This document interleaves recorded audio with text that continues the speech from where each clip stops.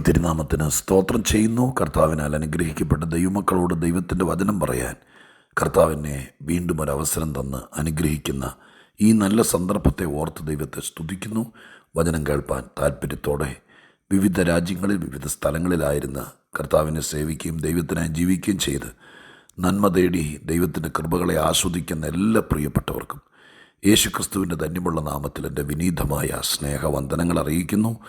രക്ഷകനും വീണ്ടെടുപ്പുകാരനും കർത്താവും ആത്മസ്വരൂപിയുമായ മഹാദൈവത്തിൻ്റെ തിരുമുമ്പിൽ ഒരിക്കൽ കൂടി ശിരസ് നമിച്ചുകൊണ്ട് ദൈവവചനത്തിനായി ഒരുപാട് സ്തോത്രം ചെയ്തുകൊണ്ട് ഇന്ന് നാം ഒന്നിച്ച് ചിന്തിക്കാൻ ആഗ്രഹിക്കുന്ന ദൈവാലോചനയിലേക്ക് നമ്മുടെ ശ്രദ്ധയെ തിരിക്കുകയാണ്. വിശുദ്ധ ബൈബിളിലെ യിരെമ്യാ പ്രവചനം 17-ാം അധ്യായം 6-ാമത്തെ വാക്യം ഞാൻ വായിച്ച് കേൾപ്പിച്ചുകൊണ്ട് ആത്മീക ചിന്തകൾ നിങ്ങളുമായി പങ്കുവയ്ക്കാം. യിരെമ്യാ പ്രവചനം 17-ാം അധ്യായം 6-ാം വാക്യം. അവൻ മരുഭൂമിയിലെ ചൂരച്ചെടി പോലെയാകും. നന്മ വരുമ്പോൾ അതിനെ കാണാതെ മരുഭൂമിയിലെ വരണ്ട പ്രദേശങ്ങളിലും നിവാസികളില്ലാത്ത ഉവർനിലത്തിലും പാർക്കും. മരുഭൂമിയിലെ ചൂരച്ചെടി പോലെയാകും അവൻ. നന്മ വരുമ്പോൾ അതിനെ കാണുകയില്ല.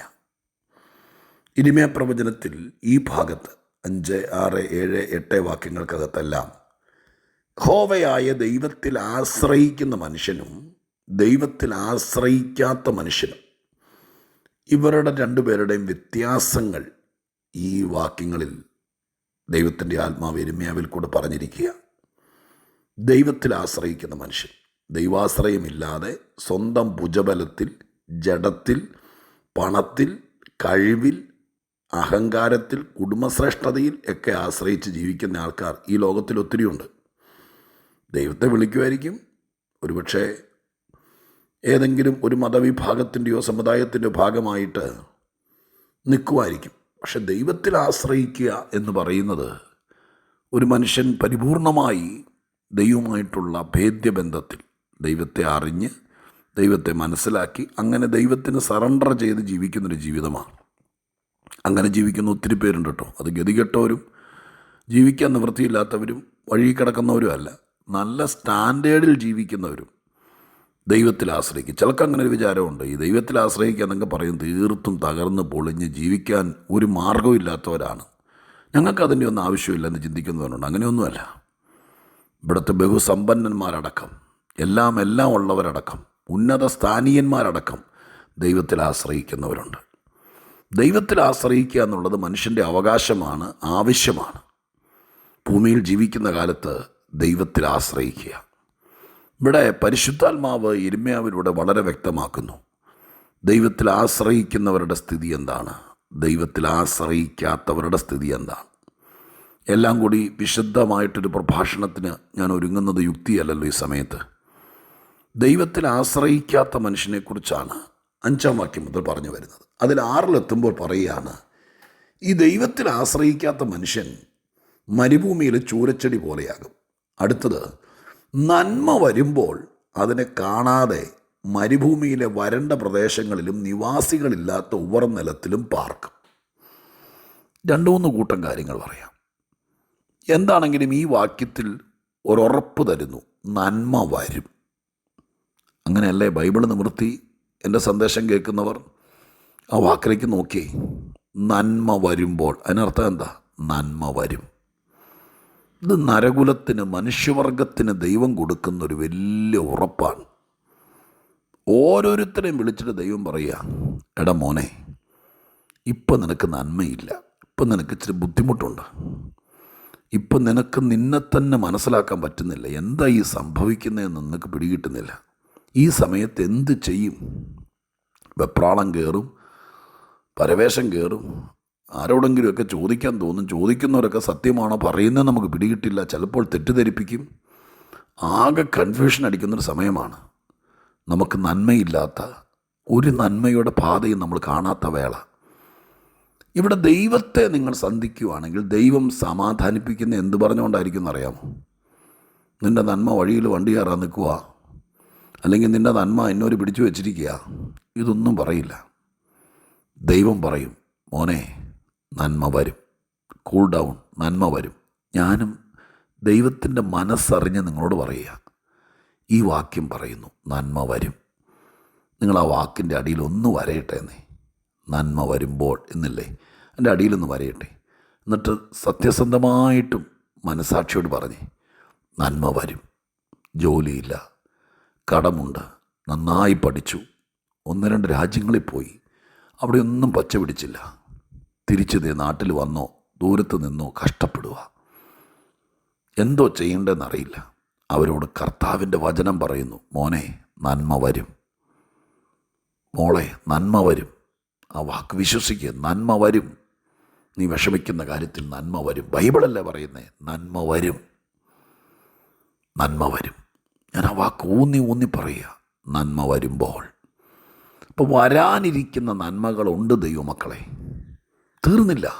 നിൻ്റെ ആയുസിൻ്റെ 74-ാമത്തെ വയസ്സിലാണിത് കേൾക്കുന്നതെങ്കിലും, ഓ നീ നന്മ എന്നെ വരാനാ, എല്ലാം വന്നു തീർന്നു, അങ്ങനെ പറയല്ലേ. നല്ല പ്രായത്തിലാണിപ്പോൾ, 35-ാമത്തെ വയസ്സിലാണ്.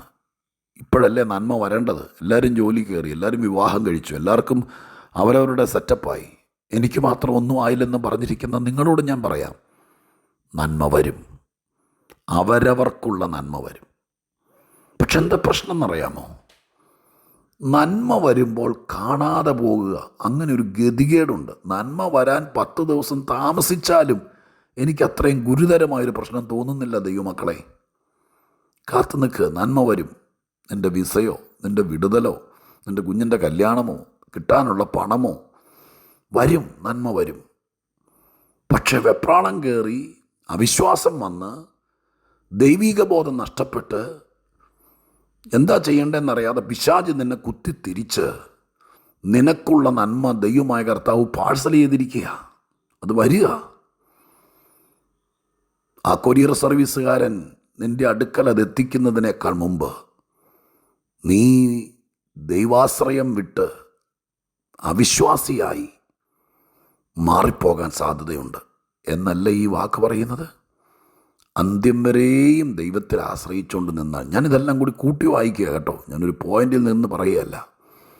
അന്ത്യം വരെയും ദൈവത്തിൽ ആശ്രയിച്ചുകൊണ്ട് നിന്നാൽ നിനക്കുള്ള നന്മ വരും, നിൻ്റെ കുടുംബത്തിനുള്ള നന്മ വരും. പക്ഷെ ആ സമയത്ത് ദൈവത്തിൽ ആശ്രയിച്ചല്ല നിൽക്കുന്നതെങ്കിൽ നന്മ വരുമ്പോൾ കാണുകയില്ലെന്ന്. ചിലപ്പോൾ നമ്മൾ ഈ വെപ്രാളത്തിന് കണ്ണുകുരുടാക്കിയതുപോലെ ദൈവം അയച്ച പല നന്മയും കാണാതെ പോയിട്ടുണ്ടോയെന്ന് ആർക്കറിയാം. അവിടെ ചെല്ലുമ്പോൾ ദൈവം പറയും, എടാ ഞാൻ എത്ര പ്രാവശ്യം നന്മ അയച്ചതാ. നീ നന്മ അയക്കുമ്പോൾ എവിടേക്കാണ് നന്മ വരുന്നതെന്നറിയാമോ? അത് ഇച്ചിരി തെളിച്ചെടുക്കണം. ഞാൻ പറഞ്ഞു നിർത്താം ആ കാര്യം കൂടെ. ഈ ദൈവത്തിൽ ആശ്രയിക്കാത്ത മനുഷ്യൻ, അവൻ്റെ സിറ്റുവേഷനെ കുറിച്ച് എഴുതിയിരിക്കുന്നത് ഇങ്ങനെയാണ്. അവിടെ പറയുന്നു, അവൻ ദൈവത്തിൽ ആശ്രയിക്കാത്തവൻ മരുഭൂമിയിൽ പാർക്കും, നിവാസികൾ ഇല്ലാത്ത ഉവർനിലത്ത് പാർക്കും. വരണ്ട നിലത്ത്, മരുഭൂമിയിൽ നിവാസികളില്ലാത്തടത്ത്, ഉവർനിലത്ത്. അപ്പോൾ അവൻ്റെ സെറ്റപ്പ് എന്നായിരിക്കും എന്നറിയാമോ? ഒരു മരുഭൂമിയുടെ അന്തരീക്ഷം, ഒരു വരണ്ട നിലം, നിവാസികളില്ലാത്തടത്ത്.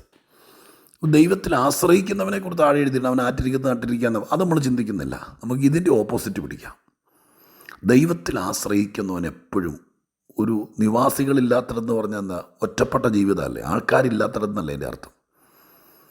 എന്നാൽ ദൈവത്തിൽ ആശ്രയിക്കുന്നവൻ ഒരു കൂട്ടായ്മ ഉണ്ടാവും, ആളുകളുമായിട്ട് ബന്ധമുണ്ടാവും. അവനൊരു അനുഗ്രഹിക്കപ്പെട്ടവ മരുഭൂമിയിലായിരിക്കില്ല, വരണ്ട സ്ഥലത്തായിരിക്കില്ല, ഉറനിലത്തിലായിരിക്കില്ല. അതൊരു ആത്മീയതയുടെ പശ്ചാത്തലത്തിൽ ചിന്തിക്കാമോ? ദൈവത്തിൽ ആശ്രയിക്കുന്നവരൊരു കൂട്ടായ്മ, പ്രാർത്ഥനക്കാർ, ദൈവിക ബന്ധമുള്ളവർ, ആത്മീക നീരൊഴുക്കുള്ളിടത്ത്, ദൈവത്തിൻ്റെ നദിയുള്ളിടത്ത്, അവിടെയൊക്കെ ആയിരിക്കും അവൻ അവിടെ നിന്നോളണം എന്നല്ലേ എൻ്റെ അർത്ഥം. ഒറ്റപ്പെട്ട് തെന്നി മാറി അവിശ്വാസിയായിട്ട് പോകരുത്. മരുഭൂമിയിലേക്ക് ആ പോക്ക്. അവിടേക്ക് നന്മ കൊണ്ട് തരാൻ പറഞ്ഞാൽ ദൈവം തരികയല്ല. നിൽക്കേണ്ടിടത്ത് നിന്നാൽ, നിർത്തിയിരിക്കുന്നിടത്ത് നിന്നാൽ, ദൈവത്തിൻ്റെ വരൾച്ചയില്ലാത്ത ഇളക്കമുള്ള നനവുള്ള തോട്ടത്തിൽ നിന്നാൽ അവിടെ നന്മയെത്തും. എവിടെയെങ്കിലും പോയി നിന്നിട്ട് നന്മ തരാൻ പറഞ്ഞാൽ വരികയല്ല. ദൈവം നിൻ്റെ അഡ്രസ്സിലല്ല, ദൈവത്തിൻ്റെ കേന്ദ്രത്തിലേക്കാണ്, ദൈവത്തിൻ്റെ സാന്നിധ്യമുള്ളിടത്തേക്കാണ് ദൈവം നന്മ അയക്കുന്നത്. അവിടെ നിന്നെ കാണണം. നീ എവിടെയെങ്കിലും പോയി നിന്നിട്ട് വേണമെങ്കിൽ ഇവിടെ കൊണ്ടെത്താന്ന് പറഞ്ഞാൽ തരികയല്ല കേട്ടോ. അപ്പം ഞാനിങ്ങനെ പറഞ്ഞ് അവസാനിപ്പിക്കാം. നന്മ വരും. ആ പ്രതീക്ഷയോടെ കാത്തു നിൽക്കണം. എവിടെ കാത്തു നിൽക്കണം? ഏതെങ്കിലും വേലിത്തലയ്ക്ക് കാത്തു നിൽക്കുകയല്ല. മരുഭൂമിയിലായിരിക്കരുത്, വരണ്ട നിലത്തായിരിക്കരുത്, ഉവർ നിലത്തിലായിരിക്കരുത്, പിന്നെ നിവാസികളില്ലാത്തിടത്തായിരിക്കരുത്. ആ സ്ഥലത്തേക്ക് നന്മ വരില്ല. അതിൻ്റെ ഓപ്പോസിറ്റ്. ഇതെല്ലാം ആത്മീയതയാണ് കാണിക്കുന്നത് കേട്ടോ. അത് പാർക്കുന്ന സ്ഥലം പാറയുള്ള സ്ഥലമാണോ എന്നുള്ളതല്ല, ഭൂമിശാസ്ത്രപരമായിരിക്കുന്നൊരു കാര്യമല്ല. ഇതിന് ആത്മീയതയാണ് പറയുന്നത്. ആത്മീകമായിട്ട് നീ ഒരു കൂട്ടായ്മയ്ക്കകത്തായിരിക്കണം. ആത്മാവിൻ്റെ നദി ഒഴുകുന്നിടത്തായിരിക്കണം. കൃപാവരങ്ങളും കൃപകളൊക്കെ ഉള്ളിടത്തായിരിക്കണം.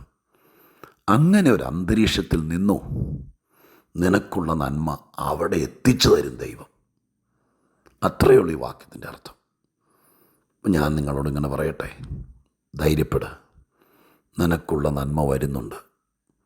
അത് വരും. അത് വരുമ്പോൾ കാണേണ്ടിടത്ത് കാണണേ, കൈവിട്ടു പോകരുതേ. ആത്മീക കൂട്ടായ്മയിലും പ്രാർത്ഥനയിലും ദൈവകൃപയിലും ദൈവാശ്രയത്തിലും വിശുദ്ധന്മാരുടെ നടുവിലും പ്രാർത്ഥിക്കുന്നവരുടെ നടുവിലും ദൈവത്തെ മഹത്വപ്പെടുത്തുന്നവരുടെ നടുവിലും കാണണേ. അവിടെ നീ നിന്നോ, നിനക്കുള്ള നന്മ വരും. സെപ്റ്റംബർ തീരുന്നതിനേക്കാൾ മുമ്പ് വരുന്നതിന് ഒരു തടസ്സമില്ല. ദൈവത്തിന് അവിടെ ക്ഷാമമൊന്നുമില്ല. വരുത്തിത്തരും ദൈവം. നിൽക്കേണ്ടടുത്ത് നിൽക്കണം. കാര്യം നടത്താൻ വേണ്ടി മാത്രമല്ല, ആയുഷ്കാലം മുഴുവൻ നിൽക്കണം. നിന്ന് നോക്ക്. ഞങ്ങളൊക്കെ അനുഗ്രഹിക്കപ്പെട്ടു, രക്ഷപ്പെട്ടു. നിൽക്കേണ്ടടുത്ത്, വരണ്ട ദിനത്തുനിന്ന് മാറി വിമർശനങ്ങളും പരീക്ഷ മനസ്സും ദൈവത്തിൻ്റെ പേരിലുള്ള ഒരുപാട് നഷ്ടങ്ങളും തകർച്ചകളും മരുഭൂമിയുടെ അന്തരീക്ഷവും ഊർന്ന നിലവും അവിടെയൊക്കെ വിട്ട് നനവുള്ള, ആത്മബോധമുള്ള, ആരാധനയുള്ള, ആത്മനദിയുള്ള, ആത്മീക കൂട്ടായ്മയുള്ള ഒരന്തരീക്ഷത്തിൽ നിന്നു ഞങ്ങൾക്കുള്ള നന്മ സമയാസമയങ്ങളിൽ കാലാകാലങ്ങളിൽ ദൈവം എത്തിച്ചു തന്നു. അതനുഭവിച്ച് സന്തോഷത്തോടെ മുന്നോട്ട് പോകാൻ നിങ്ങളെയും ദൈവം സഹായിക്കട്ടെ. നന്മ വരും നിശ്ചയം. അത് കാണാതെ പോകല്ലേ എന്നുള്ള അപേക്ഷയോടെ ഞാൻ നിങ്ങൾക്കായി പ്രാർത്ഥിക്കാം. പരിശുദ്ധ ദൈവമേ, ഞങ്ങളുടെ സ്വർഗീയ പിതാവേ, ആയിരക്കണക്കിന് ആളുകളെ രാവിലെ ഞാൻ ഈ സന്ദേശം റെക്കോർഡ് ചെയ്യുമ്പോൾ കാണുന്ന കർത്താവ്, ഒരുപാട് നല്ല മുഖങ്ങൾ, ഒരുപാട് ആവശ്യക്കാർ, ഒരുപാട് തളർന്ന യൗവനക്കാർ, മനസ്സിനോട് ചോദ്യവും ചോദിച്ചുകൊണ്ടിരിക്കുന്ന ഒത്തിരി ദൈവത്തെ വിശ്വസിക്കുന്നവർ, അവർക്കിത് മറുപടിയാകട്ടെ. അവർക്കുള്ള നന്മ ദൈവം അയച്ചിട്ടുണ്ട്. അതവർ കാണട്ടെ, അനുഭവിക്കട്ടെ, കൈനീട്ടി വാങ്ങിക്കട്ടെ. അതിന് നിൽക്കേണ്ടിടത്ത് നിൽക്കാൻ അവരെ പ്രേരിപ്പിക്കണം. പരിശുദ്ധാത്മാവാ ദൈവമേ, അതിനവരെ ഒത്തിരി സഹായിക്കണേ. ഇതൊത്തിരി പേർക്ക് ഉപകരിക്കണേ. പ്രാർത്ഥന കേട്ടതിന് നന്ദി. യേശുവിൻ്റെ നാമത്തിൽ തന്നെ. ആമേൻ.